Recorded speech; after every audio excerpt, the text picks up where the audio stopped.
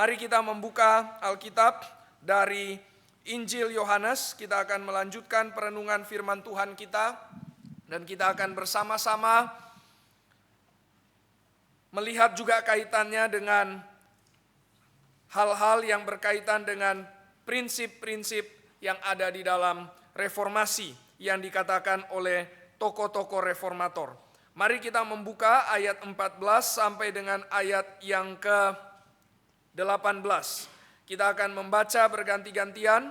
Saya ayat 14, lalu kemudian dilanjutkan oleh jemaat ayat 15 sampai dengan ayat 18, kita berganti-gantian. Waktu pesta itu sedang berlangsung, Yesus masuk ke bait Allah lalu mengajar di situ. Maka heranlah orang-orang Yahudi dan berkata, bagaimanakah orang ini mempunyai pengetahuan demikian tanpa belajar?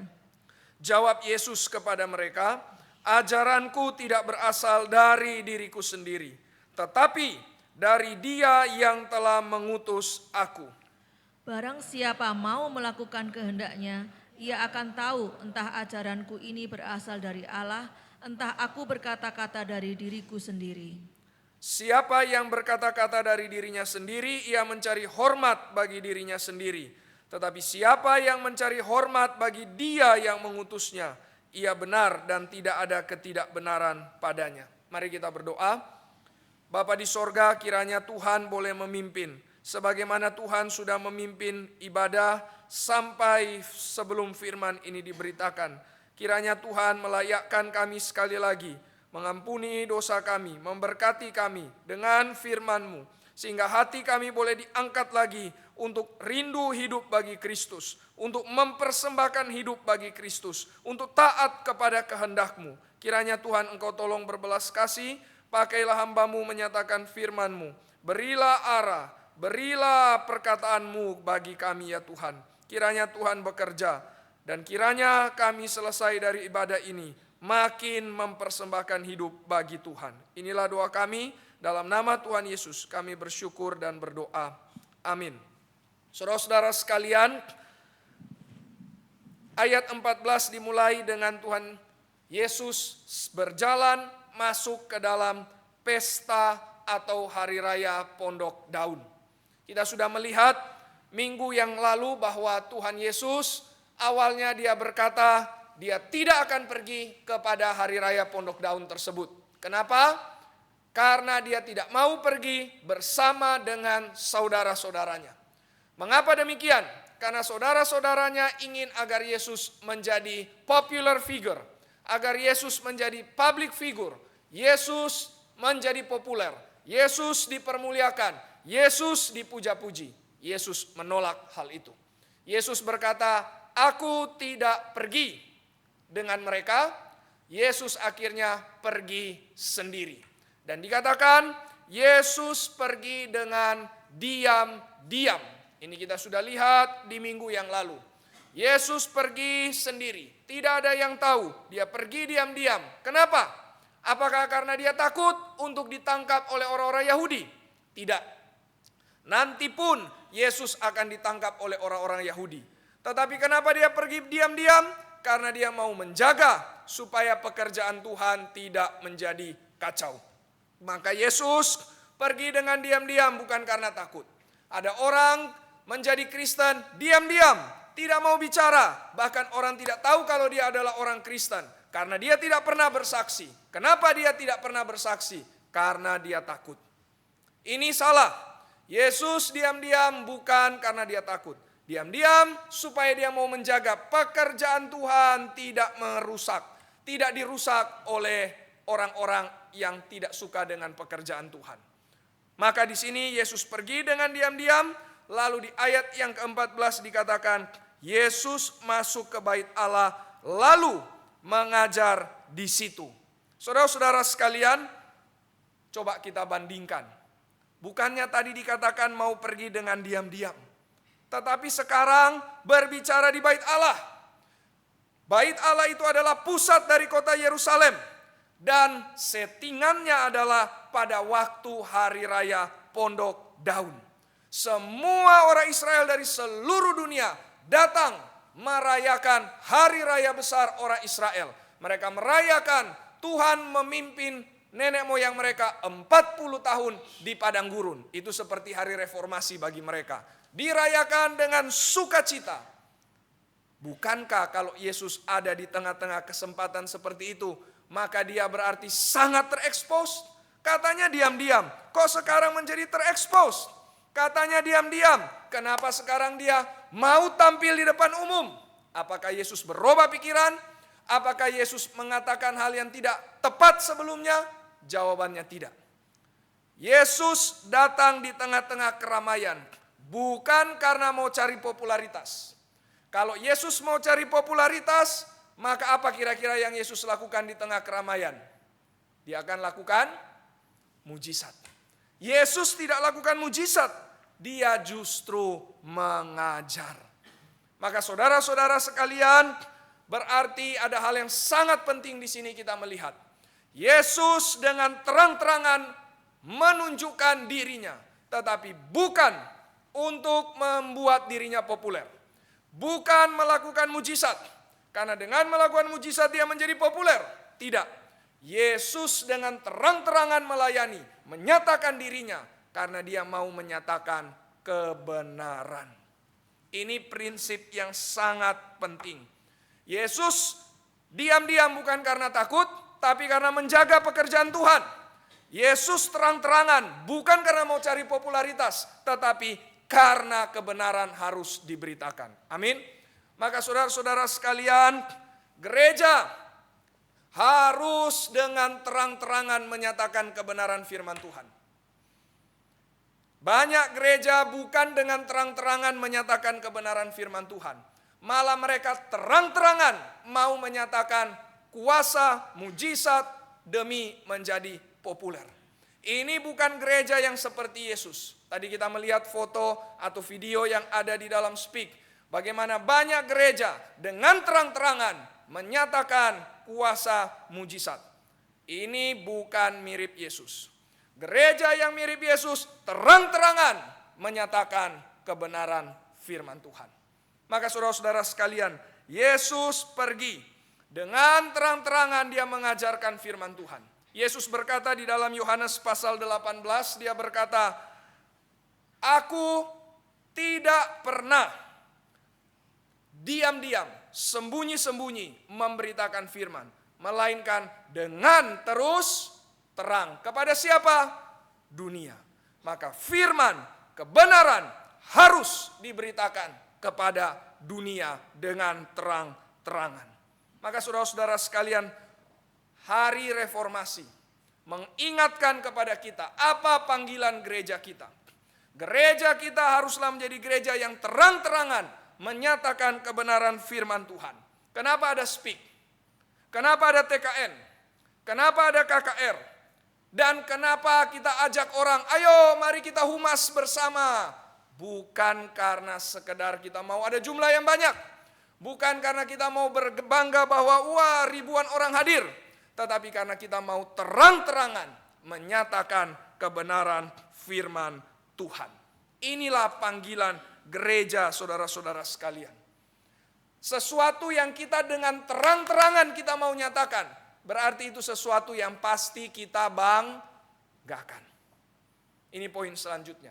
Sesuatu yang terang-terangan kita mau nyatakan, pasti kita banggakan. Maka pertanyaannya, yang menyebut diri gereja dengan terang-terangan mau menyatakan kebesaran mujizat, apa yang mereka banggakan? Sebaliknya gereja reformasi, gereja yang kita berada, apa yang kita mau terang-terangan lakukan? Kita mau dengan terang-terangan menyatakan firman, berarti harusnya memang yang kita banggakan adalah firman. Saudara-saudara sekalian, Luther mengatakan, ya hari ini kita akan lihat beberapa kutipan, karena tepat juga peringatan reformasi, maka saya coba taruh beberapa kutipan di slide sehingga kita bisa melihatnya, atau bahkan mungkin memfotonya, tapi bukan cuma foto terus kita lupa, kita tidak lihat, tapi untuk demi kita bisa kembali baca. Luther mengatakan seperti ini saudara-saudara sekalian, the true treasure of the church, harta karun yang paling berharga bagi gereja itu apa? Harta karun yang paling sejati bagi gereja adalah Injil yang maha kudus, yang datang dari kemuliaan dan kasih karunia Allah. Ini kebanggaan kita, saudara-saudara sekalian. Saudara, kita bukan berbangga kepada hal-hal yang fisikal. Kita bukan berbangga kepada gedung yang besar. Kita bukan berbangga karena kita punya paduan suara musik yang bagus.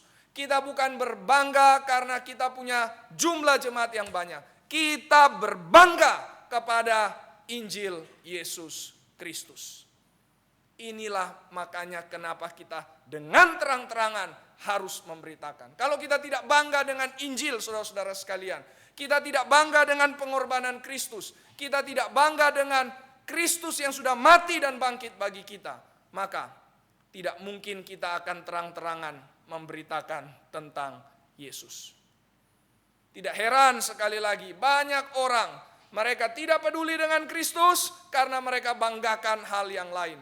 Itu bukan ajaran Alkitab. Saudara-saudara sekalian, para reformator saking mereka bangga terhadap Kristus, saking mereka bangga terhadap Injil, maka mereka rela serahkan hidup mereka. Mereka rela mati demi Kristus. Saudara, inilah cerita gereja kita. Kita mungkin pernah mendengar Jan Hus, seorang yang dibakar hidup-hidup, dan sebelum dia dibakar, momen ketika dia sebentar lagi akan dibakar, dia berkata, hari ini angsa yang kecil engkau bakar, tetapi 100 tahun kemudian angsa yang besar akan muncul kembali. Siapa itu angsa yang besar? 102 tahun setelah itu terjadilah reformasi. Martin Luther muncul. Itu bukan sekedar perkataan kosong. Itu perkataan yang didorong dari kesadaran dan kepekaan. Tuhan akan bekerja melalui pengorbanan yang sudah diberikan oleh umat-umatnya. William Tyndale, seorang Scottish. Dia juga dibakar, juga harus dibunuh martir. Dan dia berkata, oh Tuhan, sebelum dia mati, bukakanlah mata dari Raja Inggris. Dia hanya berdoa seperti itu. 70-an tahun ke depan, Raja Inggris membuat satu peraturan. Kita akan buat Alkitab untuk seluruh orang yang berbahasa Inggris. Maka muncullah King James Bible Version.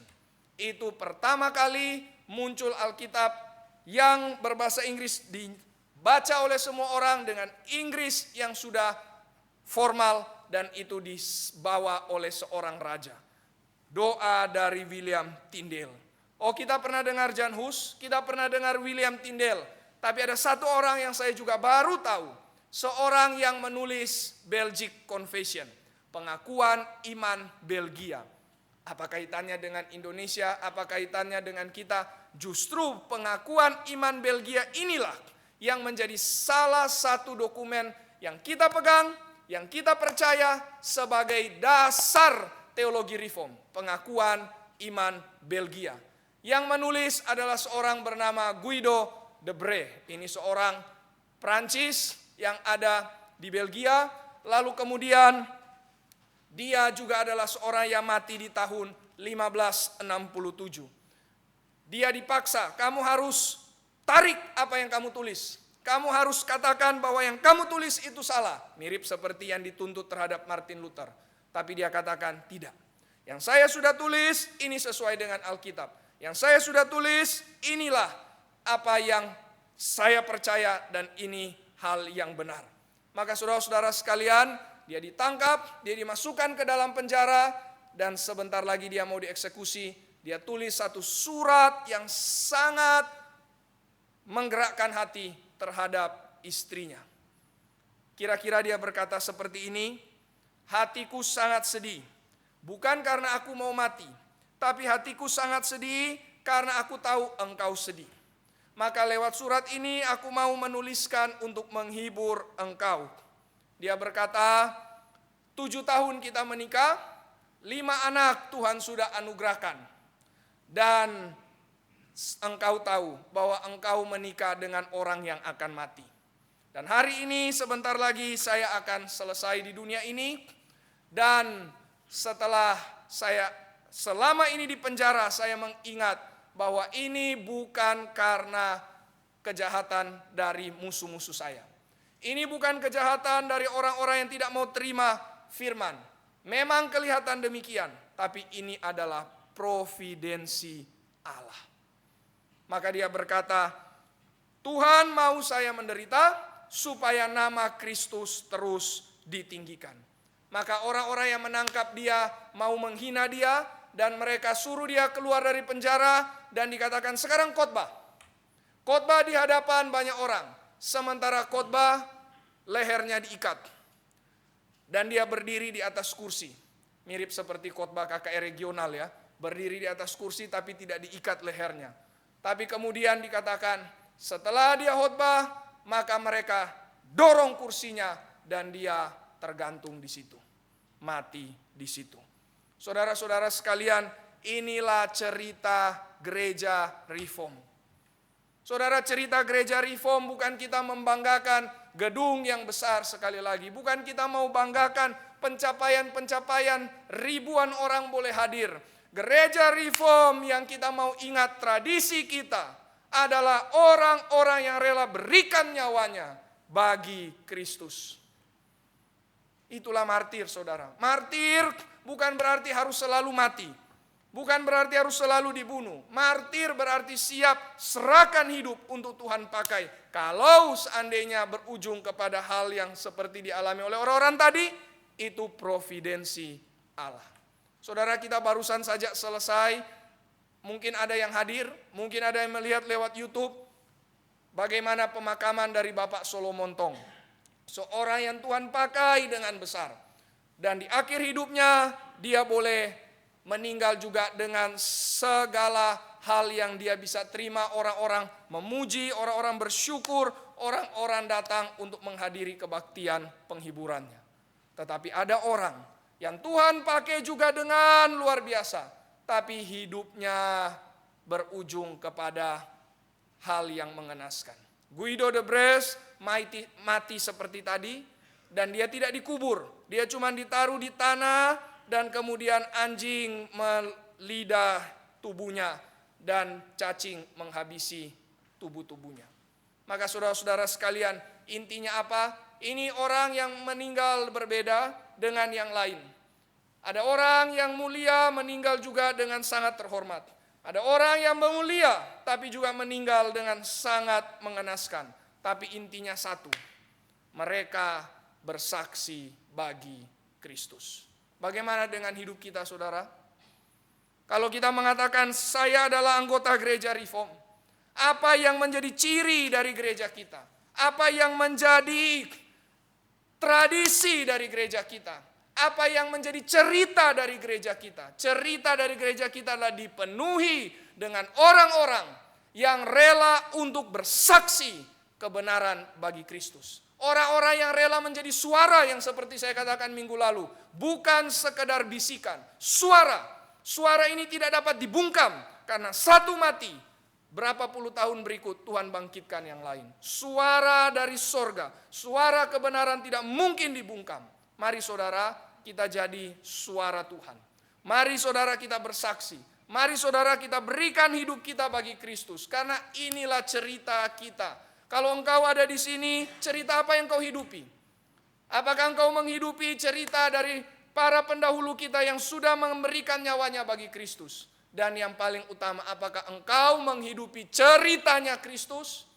Karena para pendahulu itu mereka semua ikut Kristus. Dan apakah cerita Kristus? Dia dengan berani memberitakan kebenaran. Terang-terangan datang di tengah banyak orang, beritakan kebenaran. Apakah ini beresiko? Pasti. Nanti ke depan kita akan melihat mereka mau tangkap Yesus. Para pemimpin-pemimpin ini berikan pasukan untuk tangkap Yesus. Tetapi tidak dapat ditangkap karena belum waktunya. Tapi nanti ketika waktunya juga ditangkap dan akhirnya mati. Maka Yesus berjuang demi kebenaran. Yesus bersaksi bagi kebenaran. Para pendahulu kita bersaksi bagi kebenaran. berikan hidup bagi Kristus, bagaimana dengan saudara dan saya? Hari reformasi seperti tadi dikatakan, bukan cuma kita ingat, tapi mari kita hidupi. Oh, sekarang kayaknya kekristenan bisa lebih mudah. Sekarang sepertinya kekristenan lebih aman, lebih tenang, tidak seperti dahulu yang sangat hostile antara orang yang tidak kenal Kristus dan yang kenal Kristus. Saya kira tidak. Zaman makin lama makin baik atau makin rusak? Makin rusak. Kalau zaman makin rusak, harusnya pertentangan makin tajam. Tapi kenapa kita tetap tenang-tenang dan santai-santai saja? Mungkin kita yang kurang bersaksi bagi Kristus. Mungkin kita berdiam, mungkin kita tidak buka mulut, mungkin kita tidak menyatakan kebenaran dan keadilan. Mungkin kita tidak berani untuk berjuang bagi Injil Kristus. Sehingga akhirnya kita terlalu tenang hidupnya. Maka mari saudara-saudara sekalian, di awal dari khotbah hari ini kita melihat Yesus masuk mengajar di bait Allah, datang ke tempat yang ramai, bukan cari popularitas, tapi beritakan kebenaran. Dan itu bahaya sekali. Dan itulah cerita para reformator. Mereka beritakan kebenaran, rela alami bahaya. Kalau kita gereja reform hari ini, bagaimanakah dengan kita? Saudara-saudara sekalian, mari kita lanjutkan. Yesus masuk, Yesus mengajar di situ. Memang kalau kita baca, sepertinya tidak terlalu ada penjelasan tentang apa yang Yesus ajarkan. Nanti di bagian belakang ada sedikit saja cuplikan kalimat Yesus tentang apa yang diajarkan. Tetapi di sini diam. Apa yang Yesus ajarkan tidak terlalu diketahui. Karena fokusnya bukan kepada apa yang menjadi isi ajaran Yesus, tetapi respon dari orang-orang. Maka di sini kita lihat di ayat 15, respon dari para pemuka Yahudi. Merasa heran dan berkata, bagaimanakah orang ini punya pengetahuan demikian tanpa berguru? Saudara-saudara sekalian, heran itu kan bisa dua arti ya. Heran, wah kagum begitu ya. Tepuk tangan, heran. Tapi ada juga heran karena menghina. Mana bisa sih? Apa itu dia di atas sana bicara? Dia datang dari sekolah mana? Dia lulusan mana? Dia itu dapat gelar di mana? Dia itu gurunya siapa? Berani-beraninya bicara seperti itu. Nah, ini heran yang negatif juga ada, saudara-saudara sekalian. Maka di sini kemungkinan besar memang ada dua macam orang. Ada orang yang simpatik dengan ajaran Yesus, ada orang yang sangat menghina ajaran Yesus. Misalkan di situ dikatakan, bagaimanakah orang ini? Ini enggak pakai nama saudara, tapi orang ini, siapa dia ini? Berani-beraninya berbicara di depan umum. Maka ini penghinaan. Nah, maka saudara-saudara sekalian, mari kita melihat apa yang menjadi jawaban dari Yesus. Dan jawaban dari Yesus inilah yang menjadi dasar gereja. Mari kita lihat, Yesus berkata ayat 16. Jawab Yesus kepada mereka, ajaranku tidak berasal dari diriku sendiri, tetapi dari Dia yang telah mengutus aku. Saudara-saudara sekalian, bagi orang yang kagum, bagi orang yang memuji Yesus, Yesus tidak menjadi sombong dan tinggi hati dan berkata, oh iya, inilah karena aku. Bukan. Yesus berkata, apa yang aku sampaikan dari Bapa. Bukan original loh dari diri, tapi dari Bapa. Sola Scriptura, itu ada di dalam Alkitab. Maka saudara-saudara sekalian, gereja harus terus rendah hati. Gereja jangan menjadi gereja yang sombong. Gereja jangan menjadi gereja yang angku. Bagaimana supaya kita berkembang tapi tidak menjadi angku, maju tapi tidak menjadi sombong? Ingat apa yang kita ajarkan dari Bapa. Apa yang kita ajarkan ada di dalam kitab suci, sola scriptura. Maka sola scriptura membuat kita menjadi gereja yang rendah hati. Ini bukan karena aku yang pintar, ini bukan karena aku yang hebat, ini karena Tuhan yang membuka pikiranku, membongkar hatiku, sehingga aku bisa mengerti firman Tuhan. Berarti sola gratia. Maka saudara-saudara sekalian, Yesus menjawab orang-orang ini, "Aku bukan mengajar dari diriku sendiri." Gereja menjadi gereja yang rendah hati kalau ikut Yesus. Gereja menjadi gereja yang rendah hati kalau berkata, ini semua anugerah dari Tuhan. Ini semua adalah sola scriptura. Saudara-saudara sekalian, gereja reform kita dianugerahkan dengan doktrin yang sangat ketat. Doktrin yang sangat konsisten. Maka seringkali ini membuat kita menjadi mengagungkan diri. Ini membuat kita menjadi meninggikan tradisi pengajaran, tetapi menghilangkan Yesus Kristus. Apakah itu sama dengan orang Farisi? Ya. Bukankah orang Farisi itu adalah orang-orang yang sangat kagum dengan tradisi mereka? Kagum tidak? Sangat kagum ya. Bukankah mereka adalah orang-orang yang sangat dengan cepat untuk menilai, ini salah. Nanti kita akan lihat di waktu yang akan datang, mereka menilai Yesus keliru, padahal mereka yang keliru. Tapi ini membuktikan mereka sangat punya kesombongan, pengagungan terhadap tradisi mereka. Saudara-saudara sekalian, mari gereja reform, kita tidak menjadi orang yang mengagungkan tradisi kita, tetapi kehilangan Kristus yang menjadi pusatnya. Sola scriptura, pusatnya Kristus. Ajarannya dari Kristus, bukan karena aku, tapi karena anugerah yang Tuhan berikan. Sehingga kita tidak jadi tinggi hati, tapi kita tetap rendah hati mengakui karena anugerah Tuhan yang menyatakan diri kepada kita di dalam Alkitab. Sehingga kita bisa tahu kebenaran. Saudara-saudara jadi orang reform karena apa? Karena saudara pintar pikirannya? Saudara duduk dalam gereja reform karena saudara merasa lebih tinggi pikirannya dibandingkan orang yang berdiri atau duduk di gereja-gereja yang lainkah? Tidak, saudara. Engkau ada di sini karena anugerah. Engkau boleh kenal doktrin reform karena anugerah. Mari kita bersyukur kepada Tuhan sehingga kita benar-benar rendah hati di hadapan Tuhan. Tetapi di sisi yang lain, bagi orang yang menghina Yesus, bagi orang yang berkata, siapakah ini? Engkau berguru dari mana? Engkau belajar di mana? Coba tunjukkan sertifikatmu. Mana ijazahmu? Mana gurumu? Maka bagi orang yang menghina Yesus, Yesus juga mengatakan jawaban yang sama. Ajaranku bukan berasal dari diriku sendiri, tetapi dari Bapa. Nah, ini menunjukkan otoritas tertinggi. Ajaranku bukan dari diriku sendiri, tapi dari Bapa. Bapa mengutus aku, dan aku memberitakannya kepada engkau. Aku bukan punya otoritas dari school of thoughts tertentu. Aku bukan punya guru dari rabi tertentu. Yang mengajarkanku adalah Bapa sendiri. Saudara-saudara sekalian, gereja dari mana kuasanya? Dari mana otoritasnya? Mengapa berani untuk terus beritakan firman? Mengapa berani mungkin nanti kita akan bangun gereja? Mengapa berani? Mengapa berani untuk mengajak banyak orang datang beribadah dan ikut ke dalam seminar dan kegiatan yang lain? Mengapa berani? Kita berani bukan karena kita hebat. Kita berani karena kita diutus oleh Kristus. Amin. Kita diutus oleh Kristus seperti Bapa mengutus Kristus. Kristus juga mengutus kita. Yesus berkata, setelah dia bangkit, sekarang aku mengutus engkau untuk beritakan firman.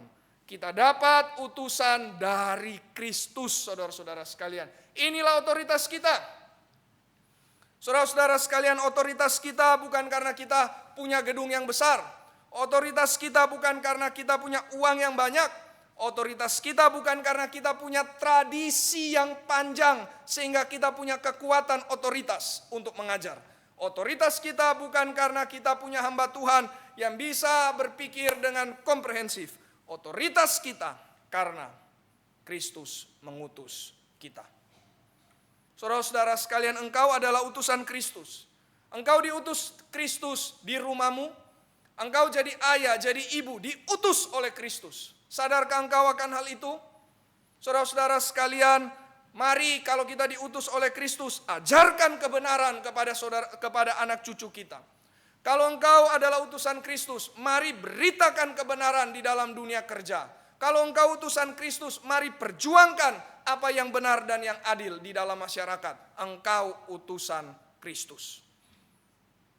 Engkau bukan diutus oleh organisasi tertentu, engkau bukan diutus oleh perusahaanmu, engkau bukan diutus oleh sekedar gereja, tapi engkau diutus oleh Kristus. Kepadaku, kata Yesus, telah diberikan segala kuasa di sorga dan di bumi. Maka pergilah, jadikanlah semua bangsa muridku. Perintah didahului oleh otoritas. Tidak mungkin kerjakan perintah kalau tidak ada otoritas. Tapi kalau sudah ada otoritas, mati-matian kerjakan perintah demi kemuliaan nama Tuhan.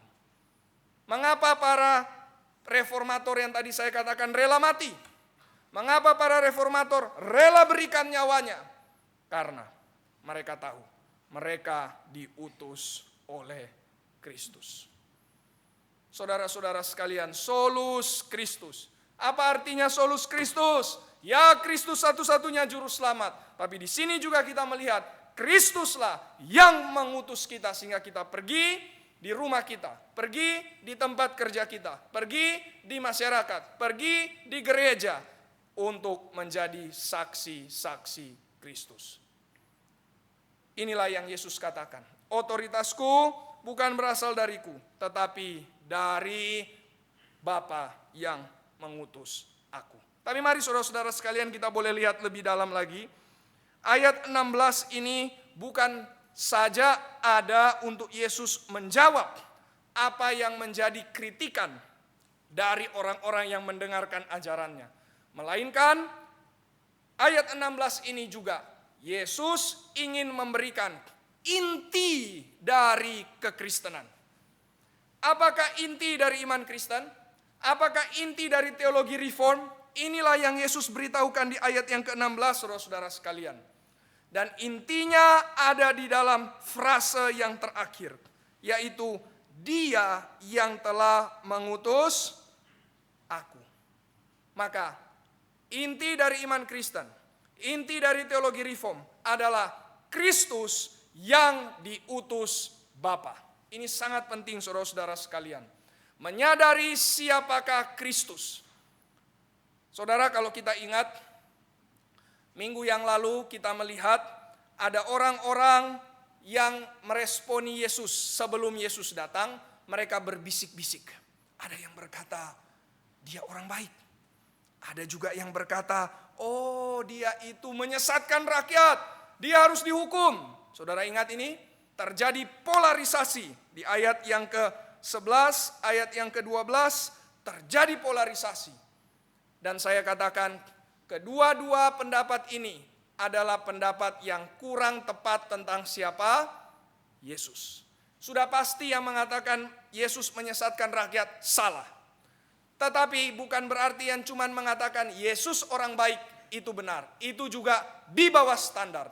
Yesus bukan cuma orang baik. Yesus adalah utusan Bapa. Inilah pengertian tentang siapakah Yesus yang radikal. Yang tadi sebelumnya salah, keliru, dan juga ada yang hanya di tengah-tengah, suam-suam kuku. Ya, dia kayaknya sih orang baik, dia kayaknya orang bermoral, dia kayaknya mengajarkan ajaran yang baik.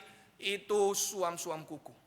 Yesus berkata, aku tidak mau orang yang suam-suam kuku, aku akan memuntahkan mereka karena mereka tidak panas dan tidak dingin. Aku mau yang radikal, aku mau yang sungguh-sungguh percaya, aku mau yang benar-benar mau hidup bagiku.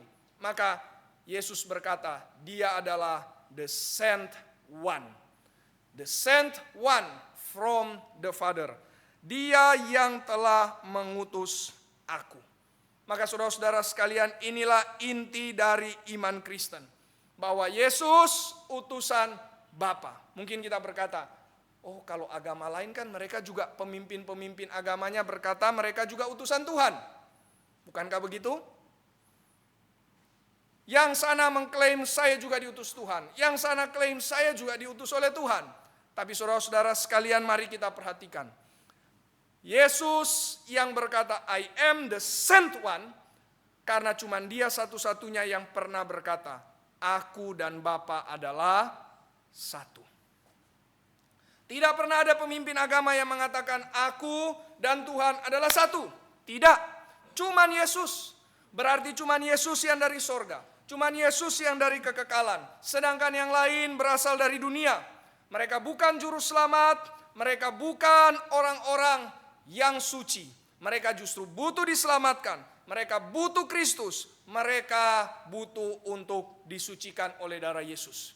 Maka saudara-saudara sekalian, hanya Yesus yang berkata, aku satu-satunya yang diutus, aku dan Bapa adalah satu. Satu dalam apa? Satu dalam sifat, satu dalam karakter, satu di dalam pekerjaan. Bapa menghidupkan orang, aku juga menghidupkan orang. Bapa menghakimi dunia, aku nanti akan menjadi hakim ketika aku datang kali kedua. Aku dan Bapa adalah satu. Maka saudara-saudara sekalian, mari di dalam hari reformasi ini kita sekali lagi mendedikasikan hidup kita, rededikasi hidup kita kepada siapa? Kepada Kristus. Nanti kita akan lihat di bagian akhir apa maksudnya saya persembahkan hidup bagi Kristus. Tapi di bagian ini, di bagian awal mari kita lihat, hidup kita harus dipersembahkan bagi Kristus. Kenapa saya mau persembahkan hidup saya bagi Kristus? Karena dia adalah utusan Bapa satu-satunya. Dialah yang dari sorga, dialah yang dari kekekalan. Dia datang ke dalam dunia, jadi juru selamat. Keselamatan cuma ada di dalam dia. Dan dia memang dari sorga. Karena setelah selesai di dunia, dia kembali ke sorga. Maka saudara-saudara sekalian, Kristus adalah dasar. Kristus adalah fondasi utama. Kristus adalah alas utama. Itu yang kita nyanyikan tadi di lagu yang kedua. Maka mari kita terus persembahkan hidup bagi Kristus. He is the sent one. Jikalau ada yang masih bingung dengan siapa Kristus, jikalau ada yang masih berpikir Yesus sama dengan yang lain, Yesus berbeda dengan yang lain. Dia satu-satunya utusan Bapa. Nah, saudara-saudara sekalian, maka kita lanjutkan. Yesus bukan hanya berkata tentang otoritas dia. Nah, ayat 16 tadi itu bicara tentang otoritas Yesus. Tetapi Yesus bukan orang yang sekedar klaim, saya punya otoritas. Engkau harus taat, engkau harus tunduk. Saya satu-satunya yang adalah kuasa di sorga dan di bumi. Engkau harus tunduk kepadaku. Tidak. Yesus bukan mau orang yang pokoknya ikut saja. Tidak. Yesus mau murid yang benar-benar memikirkan, merenungkan, mengenal betulkah Yesus yang paling utama. Sekali lagi, Yesus mau murid yang benar-benar dapat menguji, dapat memikirkan, dapat merenungkan, sehingga dia menjadi yakin sungguh-sungguh bahwa memang Yesus betul-betul adalah satu-satunya yang diutus oleh Bapa. Maka Yesus mau murid yang kritis. Kritis bukan berarti mengkritisi, mempertanyakan, questioning, tidak. Itu lahir dari ketidakpercayaan. Tapi kritis dalam arti saya mau kenal Tuhan lebih dalam. Saya mau terus mengejar kebenaran. Saya mau makin persembahkan hidup bagi Tuhan. Tapi saya akan tergerak untuk mempersembahkan diri bagi Tuhan kalau saya makin diperkenalkan tentang siapakah dia. Nah, ini murid yang kritis. Ini murid yang radikal. Ini bukan murid yang fanatik. Mau kejar kebenaran, mau kenal Kristus, mau sungguh-sungguh untuk benar-benar yakin, benar-benar makin rutet, benar-benar makin berakar di dalam iman kepada Kristus. Inilah murid yang Yesus mau. Maka Yesus memberikan ayat yang ke-17. Ayat 16 klaim otoritas. Ayat 17 Yesus mau memberikan sesuatu pengertian. Bagaimana engkau bisa tahu bahwa aku yang benar? Ya, Yesus berkata di ayat 16, akulah yang diutus Bapa. Berarti akulah satu-satunya kebenaran.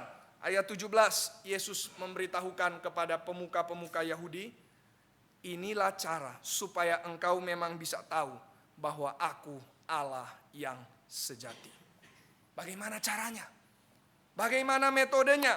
Bagaimana memverifikasi bahwa memang ajaran Yesus adalah yang paling benar, bahwa Yesus memang adalah Tuhan yang sejati? Bagaimana? Bukan karena kita tidak percaya, justru karena kita mau percaya, maka kita mau tahu bagaimana. Dan Yesus sendiri memberikan caranya. Nah, sebelum kita masuk kepada caranya seperti apa, mari kita lihat. Berarti Yesus mau murid-muridnya peduli dengan kebenaran.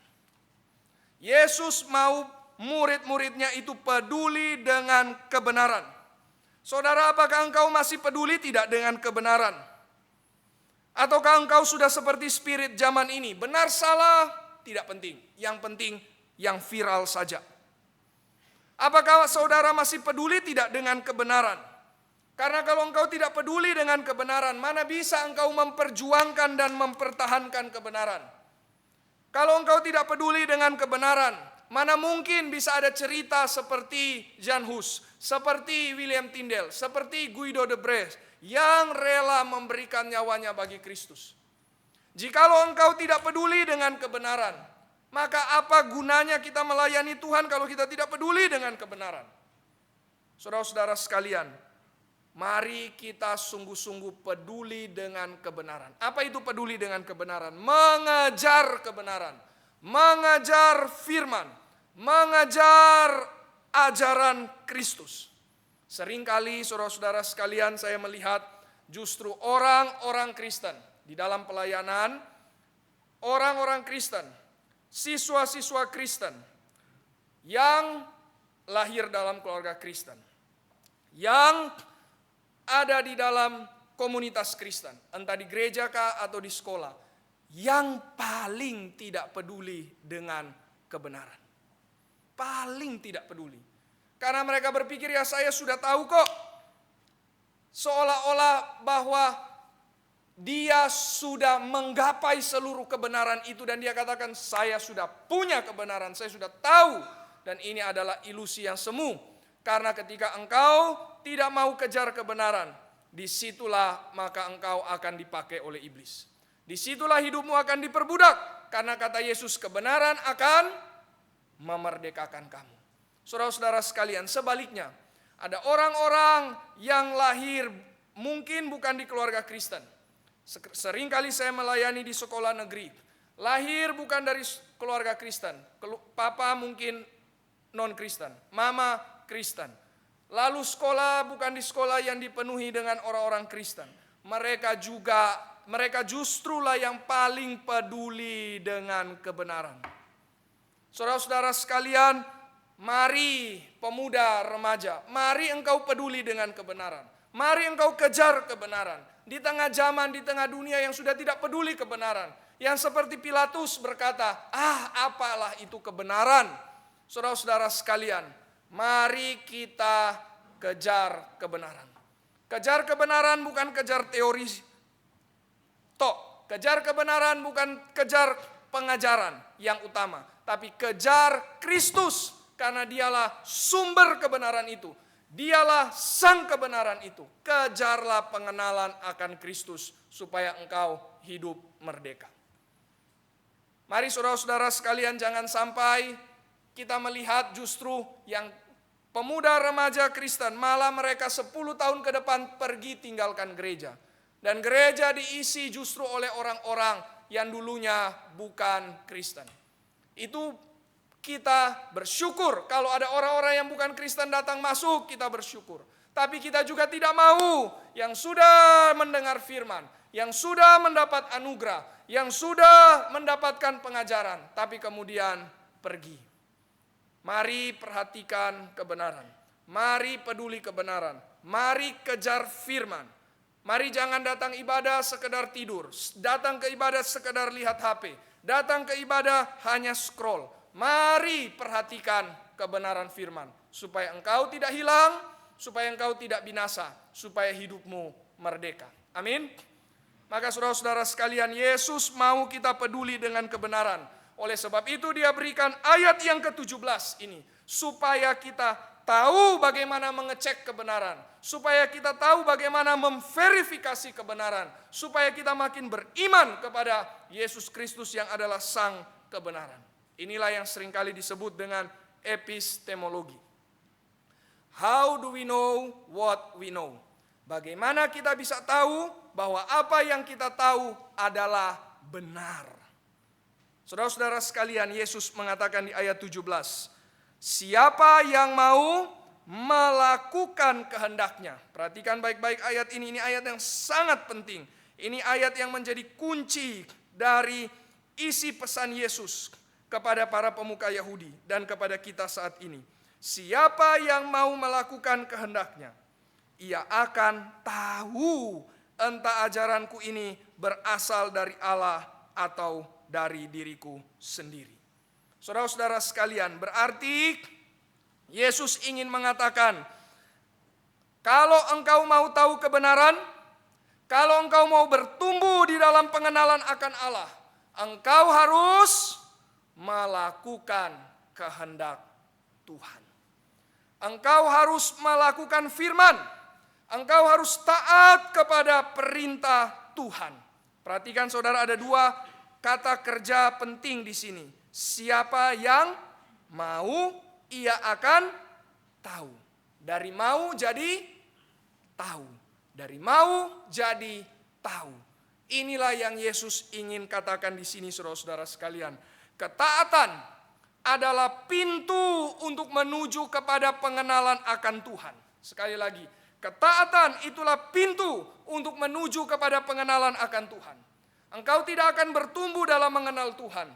Engkau bahkan mungkin akan makin jauh dari Tuhan kalau engkau tidak hidup di dalam ketaatan kepada Tuhan. Saudara-saudara sekalian, reformasi mengajarkan justification by faith. Pembenaran berdasarkan iman. Tetapi saudara-saudara sekalian, kita juga harus ingat, iman menghasilkan perbuatan. Maka iman tidak pernah berdiri sendiri. Iman dasar kita diselamatkan bukan perbuatan. Kita berbuat bukan supaya kita diselamatkan. Karena di sini sangat jelas mengapa kita harus melakukan perbuatan baik. Mengapa kita harus melakukan kehendak Tuhan? Supaya kita tahu, supaya kita kenal Tuhan. Saudara, berapa banyak orang yang sudah jadi Kristen tapi tidak bertumbuh di dalam pengenalan akan Tuhan. Sudah belasan, mungkin puluhan tahun jadi orang Kristen, tetapi hidupnya tidak makin serupa Yesus. Kenapa? Karena dia tidak mau masuk melalui pintu yang Yesus sediakan, yaitu pintu ketaatan. Engkau akan bertumbuh kenal Tuhan kalau engkau taati apa yang menjadi kehendakku. Kita taat bukan karena kita dapat keselamatan. Kita taat sekali lagi karena kita mau untuk kenal Tuhan. Inilah yang Yesus ajarkan. Perbuatan baik tidak menyelamatkan. Perbuatan baik, yaitu perbuatan yang melakukan kehendak Tuhan, membawa kita untuk makin kenal Tuhan. Maka epistemologi reform adalah epistemologi by obedience. Bukan epistemologi by sense. Bukan epistemologi by observation. Bukan epistemologi by logic. Bukan epistemologi by rasio semata, tapi epistemologi by obedience. Lewat ketaatan. Lewat ketaatan kita akan kenal Tuhan makin mendalam. Dan inilah bahagia saudara-saudara sekalian. Kenapa kita perlu kenal Tuhan lebih dalam? Karena inilah bahagia. Bukankah itu yang tadi kita baca di dalam Matius pasal yang kelima? Berbahagialah orang yang miskin di hadapan Allah, berbahagialah orang yang murah hatinya, dan seterusnya. Kalau kita baca saudara-saudara sekalian, di situ semua isinya adalah orang-orang yang mau melakukan kehendak Allah. Berbahagialah orang yang murah hatinya. Bukankah itu kehendak Tuhan untuk kita hidup bermurah hati? Berbahagialah orang yang suci hatinya. Apa maksudnya? Yang hatinya satu untuk Tuhan. yang hatinya tertuju hanya kepada Tuhan. Bukankah itu kehendak Allah? Berbahagialah orang yang membawa damai. Bukankah itu kehendak Allah? Karena Dia adalah Sang Raja Damai. Berbahagialah orang yang dianiaya karena kebenaran. Bukankah mereka adalah orang-orang yang berjuang untuk melakukan kehendak Allah sehingga mereka sampai harus dianiaya? Ya. Maka semua ucapan bahagia di situ adalah bagi orang yang melakukan kehendak Allah, dan bagi mereka yang melakukan kehendak Allah itulah bahagia. Maka saudara-saudara sekalian di sini, Yesus mau kita bahagia. Maka Yesus memberikan kepada kita pintu untuk menuju kepada kebahagiaan. Dan pintu menuju kebahagiaan ujungnya itu adalah pengenalan akan Tuhan. Dan bagaimana kita bisa mengenal Tuhan? Di sini pintunya. Dan pintunya itu adalah melakukan kehendak Allah. Maka saudara-saudara sekalian, kalau kita tanya, saudara ada di gereja di sini, apakah saudara bertumbuh di dalam pengertian akan firman Tuhan? Mungkin cukup banyak akan berkata, ya, puji Tuhan untuk itu. Tapi kalau ditanya, apakah saudara ada di sini bertumbuh tidak di dalam melakukan kehendak Tuhan? Saudara, iman bukan sekedar kita punya pengertian. Iman bukan sekedar kita punya pengetahuan. Iman berarti kita sampai kepada melakukan kehendak Allah. Dan lewat kita melakukan kehendak Allah, lewat kita mau taat, maka kita makin kenal Tuhan. Maka saudara-saudara sekalian, mari kita lihat beberapa contoh di dalam Alkitab. Bukankah Abraham itu tidak tahu di mana tanah yang Tuhan janjikan kepadanya? Bukankah dia juga tidak tahu kapan anaknya akan lahir? Bahkan awalnya dia pikir jangan-jangan yang akan melanjutkan warisanku ini adalah Eliezer, bukan anak kandungku. Dan bukankah dia juga tidak tahu bahwa Ishak itu tidak akan mati, melainkan akan digantikan dengan anak domba? Saudara-saudara sekalian, Abraham tidak tahu semua itu. Tetapi satu hal yang Abraham lakukan, dia taat. Kenapa dia taat? Karena ada satu hal yang jelas bagi dia. Semua dia tidak tahu, tapi satu yang jelas bagi dia, yaitu dia tahu Tuhannya adalah Tuhan yang benar, Tuhan yang sejati. Maka saudara, kalau kita tahu Yesus adalah the sent one, seperti Abraham kenal bapanya adalah Bapa yang sejati, Yahweh Allah Israel, maka harusnya engkau taat seperti Abraham taat. Banyak hal kita tidak tahu, tapi mari kita cukup tahu satu hal, yang kita percaya adalah benar, yang Tuhan yang kita sembah adalah yang sejati, maka aku mau taat kehendaknya. Apa hasilnya? Abraham makin kenal Tuhan. Bukankah Abraham akhirnya kenal bahwa Tuhan itu adalah Allah yang setia dengan janjinya karena dia taat?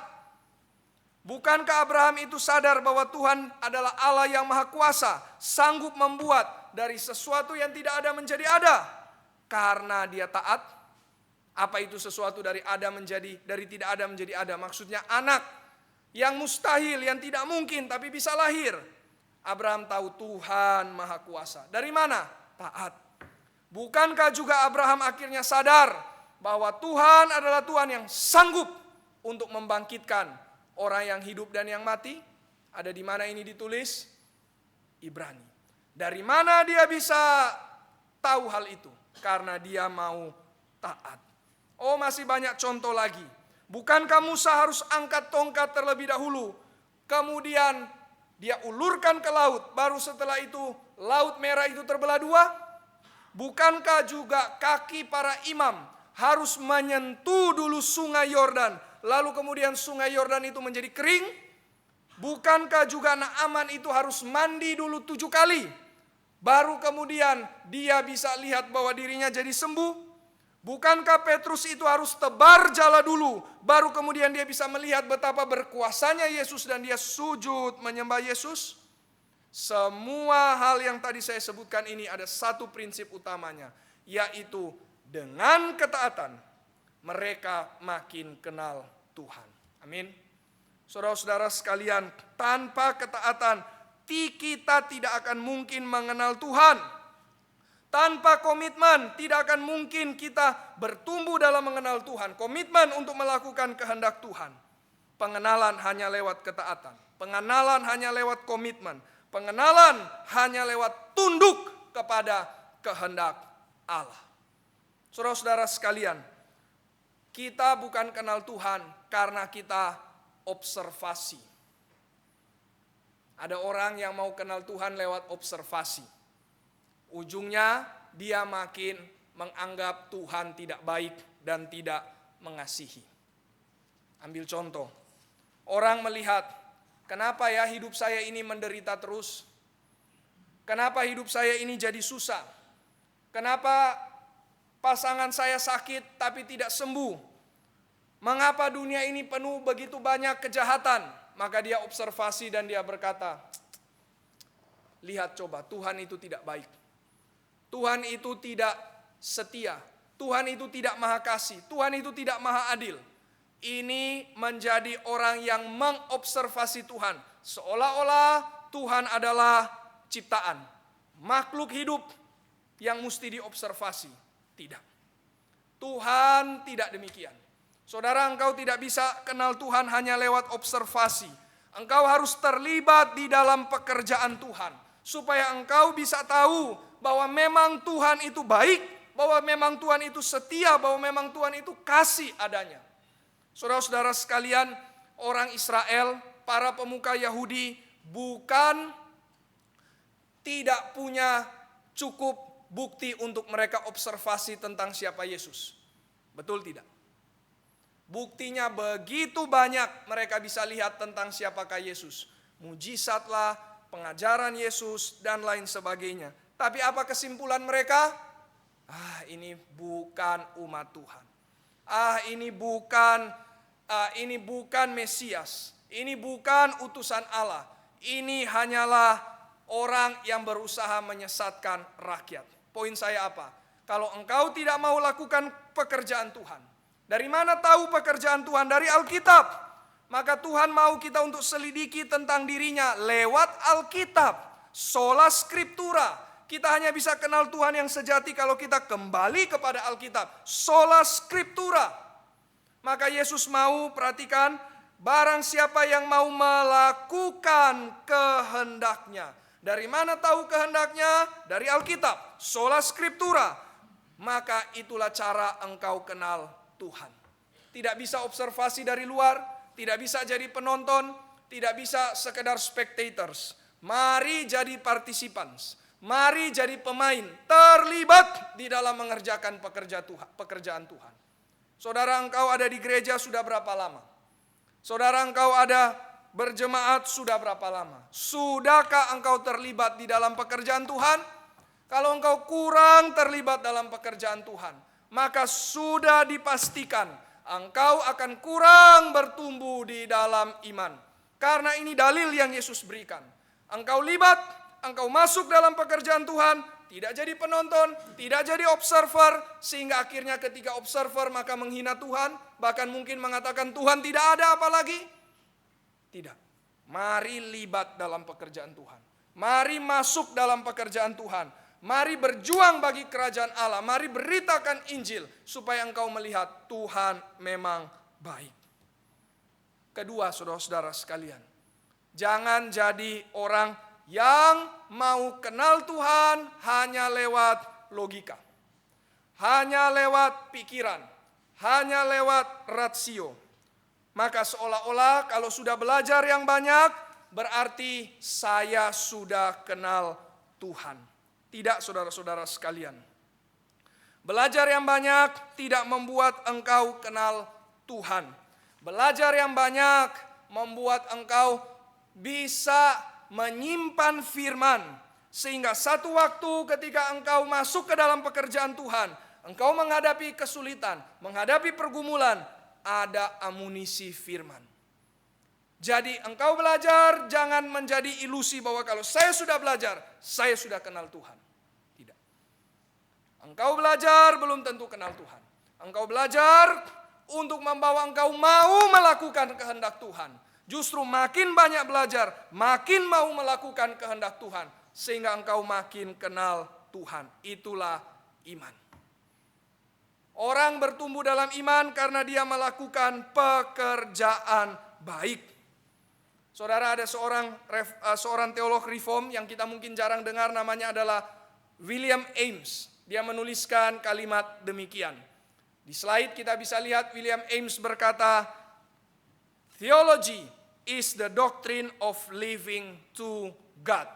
Teologi adalah doktrin yang berkaitan dengan hidup bagi Allah. Hidup bagi Allah. Berarti kalau hidup bagi Allah, itu berarti melakukan pekerjaan baik. Bukankah itu yang kita baca di dalam Efesus 2 ayat 10 tadi? Mari kita membaca ayat itu untuk menjadi ayat yang terakhir kita akan baca. Mari kita buka Efesus 2 ayat yang ke-10. Efesus 2 ayat yang ke-10. Kita ini adalah buatan Allah, diciptakan di dalam Kristus Yesus untuk melakukan pekerjaan baik. Maka cocoklah dengan yang Yesus ajarkan. Barang siapa yang mau melakukan kehendaknya, maka dia akan kenal Tuhan. Maka saudara-saudara sekalian, mari kita libatkan diri di dalam pekerjaan Tuhan sekali lagi. Engkau tidak akan kenal Tuhan hanya lewat observasi. Engkau tidak akan kenal Tuhan hanya sekedar pikir-pikir doktrin. Alkitab dianalisa, iman juga dianalisa, tetapi hidup tidak tunduk kepada kehendak Allah. Saudara-saudara sekalian, Abraham itu taat meskipun secara logika tidak ada dasar untuk berharap sama sekali. Tidak ada dasar, kata Paulus. Tetapi justru karena tidak ada dasar, dia beriman. Dan karena dia beriman, maka dia kenal Tuhan. Saudara-saudara sekalian, dari mana kita bisa tahu bahwa Allah memang benar-benar adalah Allah yang setia? Bukankah ketika kita mau taat kepada kehendaknya, lalu kita mengalami pergumulan, kesulitan, hambatan, tantangan, Tuhan menolong. Dan dari situ kita sadar Tuhan itu setia. Itu yang terjadi dengan Daud. Dia berkata, Tuhan engkau setia, bukan karena dia renung-renung, pikir-pikir logikanya jalan. Tetapi karena dia mau taat, alami kesulitan, alami pergumulan, dan Tuhan menolong. Maka dia katakan, Tuhan engkau memang Allah yang setia. Dari mana kita bisa tahu Allah itu adil? Bukankah ketika kita berjuang untuk kebenaran, tetapi mungkin harus dihina, dicerca, ditolak, diturunkan dari posisi kita. Namun dalam waktu Tuhan kita lihat, wah, orang-orang fasik itu justru juga ada hukuman Tuhan. Maka kita berkata, ya ternyata memang Tuhan itu adil. Bukankah kita bisa tahu bahwa Tuhan itu mendengar doa kita kalau kita sungguh-sungguh bergumul memohon sesuai dengan kehendak Tuhan. Dan ketika tiba waktunya Tuhan jawab pergumulan kita. Dan kita berkata, ya memang betul ya, Tuhan mendengar doa umatnya. Saudara-saudara sekalian, sebentar lagi kita mungkin akan membangun. Kita sudah pernah dengar tentang sharing pembangunan. Saudara-saudara sekalian, yang lebih excited itu saya kira bagi saya bukan nanti gedung akan jadi.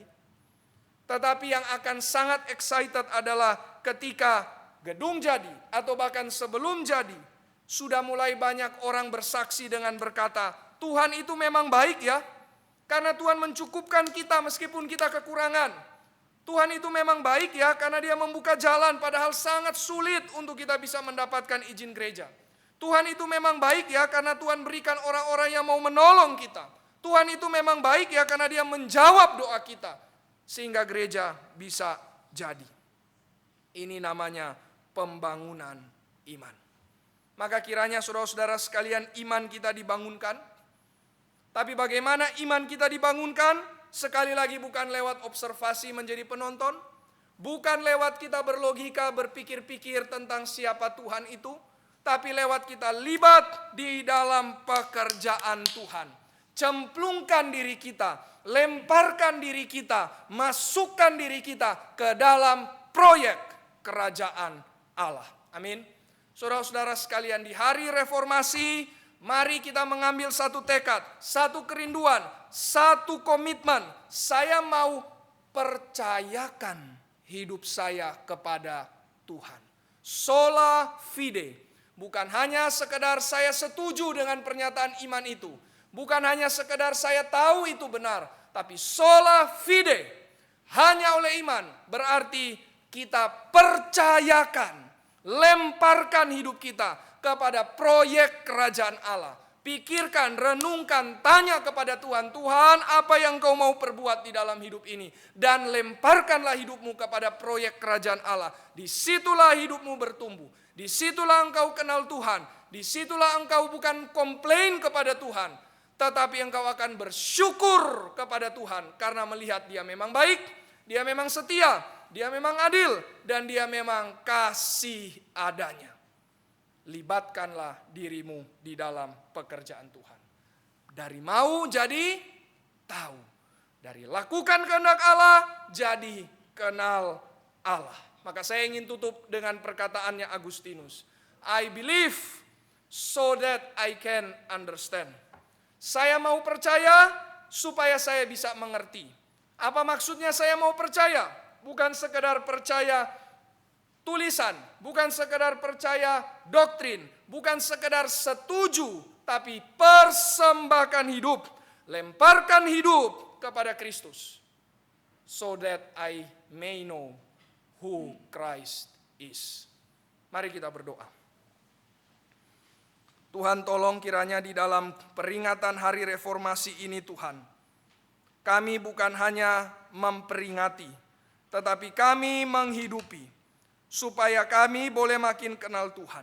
Tolong kami di hari reformasi ini untuk mempercayakan hidup kami, bukan sekedar percaya doktrin, bukan sekedar setuju, tapi lemparkan hidup ini dengan iman, dengan ketidakmengetahuan, dengan resiko, tapi lemparkan untuk bisa berjuang bagi kerajaan Allah.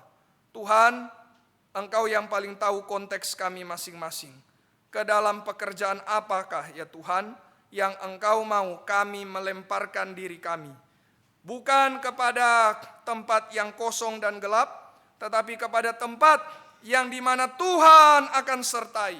Bukan blind faith, tetapi trusting faith. Bukan menjadi orang yang penuh kalkulasi, sehingga tidak pernah melangkah karena rasio kita menghalangi kita untuk percaya kepada Tuhan. Tetapi tundukkan rasio kita di hadapan Tuhan, untuk supaya kita lemparkan hidup ini. Pergi, lakukan apa yang Tuhan mau, dan akhirnya kita akan melihat, mengenal siapa Tuhan yang sejati, dan dengan demikian hidup kami akan berbahagia. Tuhan tolong, bekerjalah, tanamkanlah firman-Mu di dalam hati kami. Dalam nama Tuhan Yesus kami bersyukur dan berdoa. Amin.